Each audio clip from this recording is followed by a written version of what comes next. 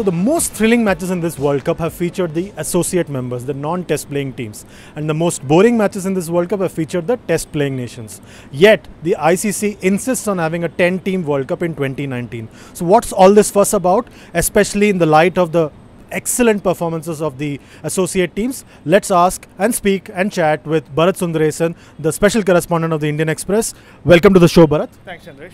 Bharat, I am a big supporter of the 10-team World Cup because I see a potential in the associate sides competing with the likes of Bangladesh and Zimbabwe in playing the 2019 World Cup. Do you agree with me? I mean, Chandresh, you'll be really unpopular on Twitter today because Twitter was all about being anti-ICC. I mean, forcing them to kind of debunk the idea of having just 10 teams in the next World Cup. And I am with those who were against ICC on Twitter because, let's face it, cricket is a limited sport. We have 10 test playing nations.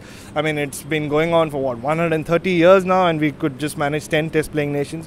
More the merrier is what I feel. And I think, like we've seen in the last 2 days, if you give these associates a platform, you give them a chance, and they're going to produce magic. I mean, that's what's happened. I mean, you saw with Ireland, and today with Afghanistan. I mean, like, just the joy and the passion that they bring to a tournament like the World Cup, and that's what you want to see, right? I mean, you want the World Cup to be like a platform again for like people to see new heroes, and I mean for new countries and new teams to produce new stories. I will slightly disagree with you because of the fact that the two lowest ranked test teams will have to play the 6 or rather the 8 other associate sides for a place at the Cricket World Cup in 2019. So in effect, you will have 20 teams in all playing in a Cricket World Cup because the year before the 2019 World Cup will be the Cricket World Cup qualifier. So the associates have got their choice.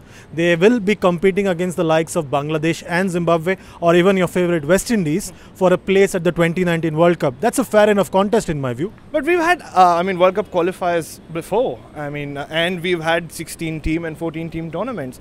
Yeah, I mean, they might not have really gone to plan in the past, but like we've seen with the associates this time, the gap is closing. At least the gap between them and countries like Zimbabwe and Bangladesh, who haven't really taken the step up. I mean, you saw them today. I mean, if you call them minnows, I mean, the likes of Ireland and Scotland, I would call Bangladesh the spoiled brats of international cricket because they've been given such a long rope, and to be honest, they've really not lived up. I mean, they've not shown their worth as yet. But the thing is that Bangladesh and Zimbabwe will be getting an opportunity to play these sides and compete for a place at the World Cup. So in essence, this is the first World Cup qualifier which will also feature 2 test playing teams. So that I think is a plus point for the ICC because they have managed to put in 2 test teams and managed to drill in the point that you have to compete to play the World Cup. Yeah, but like, you know, if you talk about a rock concert, I mean, you have bands who headline for these major bands who the show is like organized for, and generally, I mean, what happens is once they impress, once they perform on that stage and make a mark, they get a chance to, like, you know, make their own way. I mean, to pave their own way, which is not happening in cricket. That's what my fear is. Yes, okay, you have the ICC World Cup qualifiers where you'll have Zimbabwe and Bangladesh play in them, but you still have a World Cup which is played between 10 countries. I mean, is that the true reflection of cricket? If so, I mean, that's my question. That's my worry with limiting the number of teams for the next World Cup. Anyways, we have time till September 30th, 2017 to find out who are the top 8 sides who have automatically qualified for the World Cup in 2019. So don't count the chickens before they are roasted. I just hope West Indies is one of those 8. Let's hope so. That's it on this particular topic. We'll come back for more on World Cup Express.